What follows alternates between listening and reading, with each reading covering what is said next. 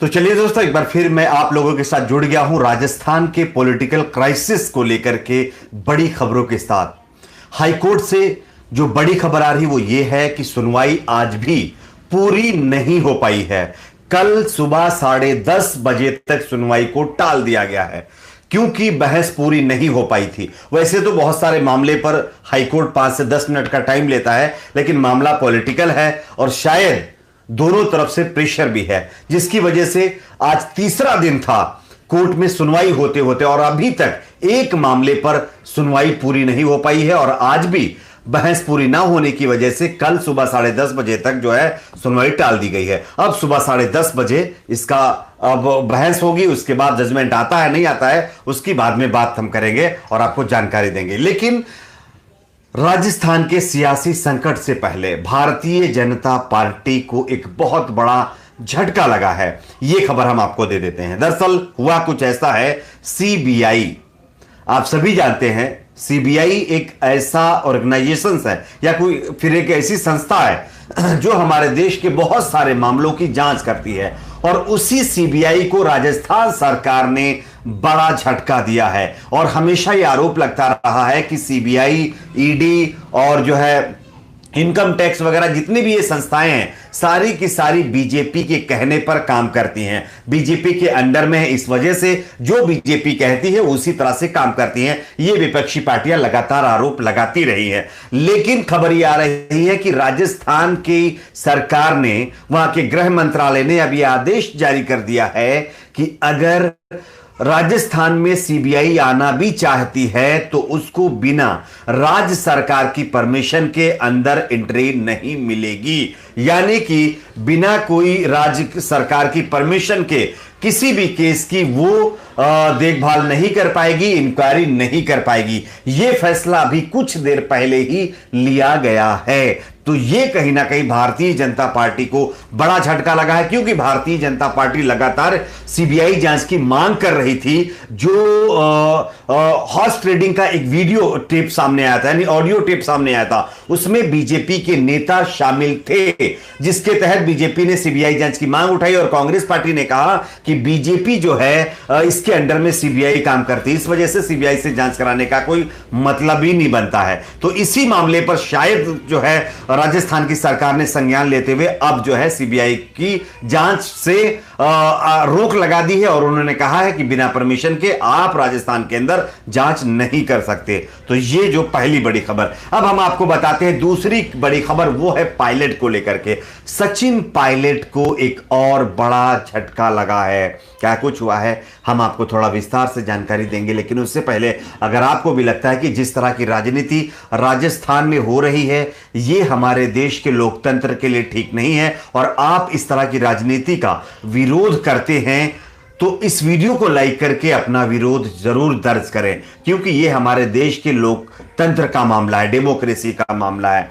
दोस्तों, विधायक की खरीद फरोख्त यानी हॉर्स ट्रेडिंग का मामला अभी तक तो पर्दे के पीछे से चल रहा था, लेकिन अब खुले तौर पर इन सारे मामलों पर एक एक करके खुलासे होते जा रहे हैं। और आज एक और खुलासा सचिन पायलट को लेकर के हुआ है। राजस्थान में राजनीतिक घमासान खत्म होने का नाम नहीं ले रहा है। कांग्रेस के अंदरूनी कलह के बीच रोजाना नए मामले सामने आ रहे हैं। अब इसी बीच कांग्रेस विधायक गिरिराज सिंह मलिंगा ने सोमवार को आरोप लगाया है कि तत्कालीन उप मुख्यमंत्री सचिन पायलट ने उनसे पार्टी छोड़ करके भाजपा में जाने के में चर्चा की थी, यानी कि बात की थी। इसके साथ ही मलिंगा ने कहा है कि मीडिया के सामने आरोप लगाया है कि उन्हें पैसों की पेशकश की गई थी। प्रदेश के बाड़ी से विधायक मलिंगा ने यहां मीडिया से कहा है कि अपने कुछ काम के सिलसिले में 2 बार तत्कालीन प्रदेश कांग्रेस अध्यक्ष पायलट से मिले थे। मलिंगा के अनुसार इस दौरान पायलट ने उनसे कहा था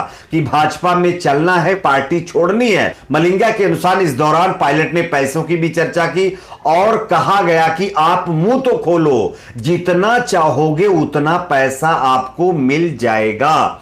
या पूछे जाने पर कि इस बात का क्या सबूत है, इस पर मलिंगा ने कहा अगर मेरी बात झूठी है तो पायलट आकर कह दे कि मैं झूठ बोल रहा हूं, बाकी मैं तो मंदिर में जाकर यह बात कह सकता हूं, यानी कि मंदिर के अंदर भी कसम खाने के लिए राजी हूं।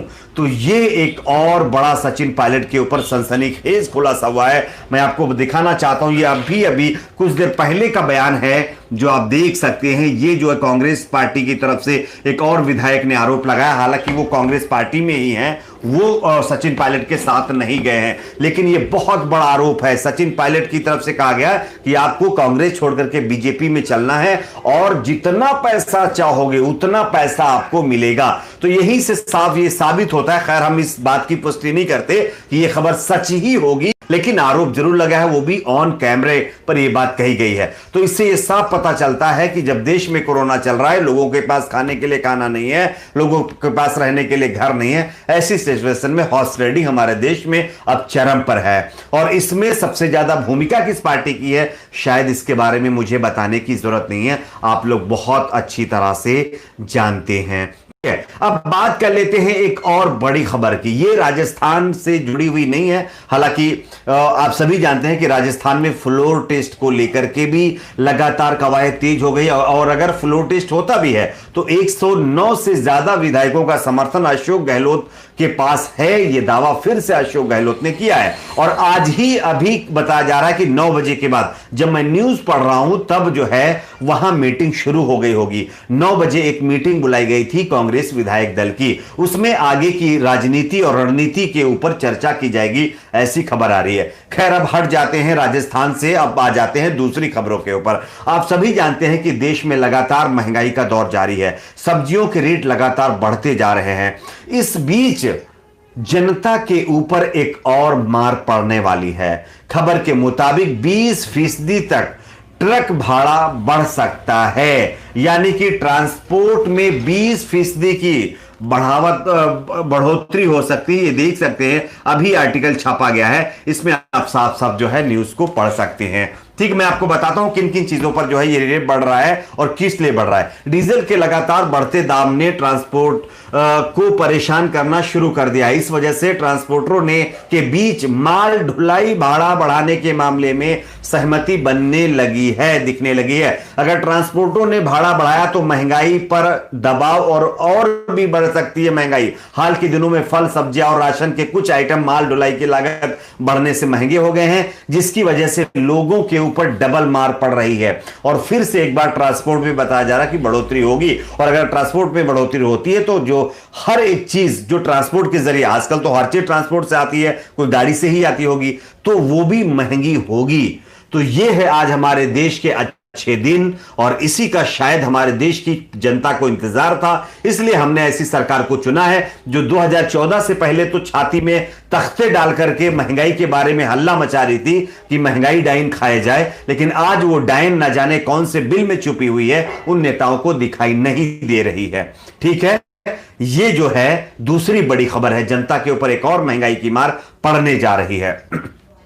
अच्छे दिन का इंतजार था, अच्छे दिन आप देखते रहिए। न्यूज चैनल में हिंदू मुसलमान चलता रहेगा और हिंदुस्तान पाकिस्तान चलता रहेगा। बस ऐसी ही डिबेट्स में आपको फंसा करके जो मेन मुद्दे देश के हैं, बेसिक मुद्दों से आपका ध्यान भटकाया जाएगा। इसी तरह के प्रोपेगेंडे के अकॉर्डिंग काम चल रहा है, और इसी से हमारे देश की जनता लगभग खुश भी दिखाई दे रही है। खैर बात कर लेते हैं एक और बड़ी खबर की, जमातियों को लेकर के खबर है। कोरोना में आप सभी जानते हैं, जब देश में सबसे पहले कोरोना फैला तो तबलीगी जमात को जोरों शोरों से बदनाम किया गया। कुछ मीडिया चैनलों ने तो अपनी दुकान ही इसी मामले पर खोल रखी है। अभी भी कुछ मीडिया चैनल में बैठे हुए दलाल पत्रकार या चाटुकार हम उनको कहें, या सोल्ड किए हुए पत्रकार भी कह सकते हैं, वो अभी भी इन मुद्दों पर डिबेट चलाते हैं, लेकिन उनको शर्म तो नहीं आती है। खैर दूसरे मामलों पर भी शर्म आनी चाहिए, क्योंकि कोरोना आजकल धर्म देखकर नहीं जा रहा। ना जाने कितने मंदिरों के लोगों में फैला, ना जाने कितने मस्जिदों के लोगों में फैला, तो ये एक कॉमन बात है। लेकिन खबर आ रही है कि 121 विदेशी जमातियों को साकेत कोर्ट ने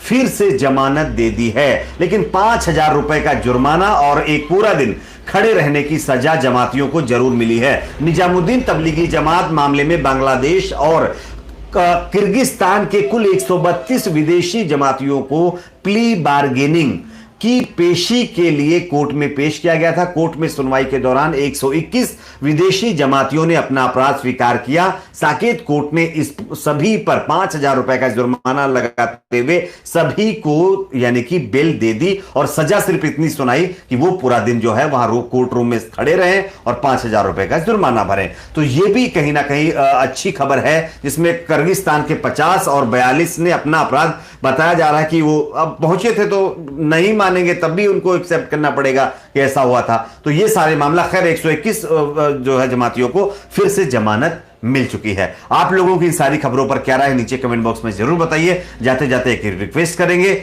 वीडियो को लाइक शेयर जरूर करें। मिलते हैं कुछ और खबरों के साथ।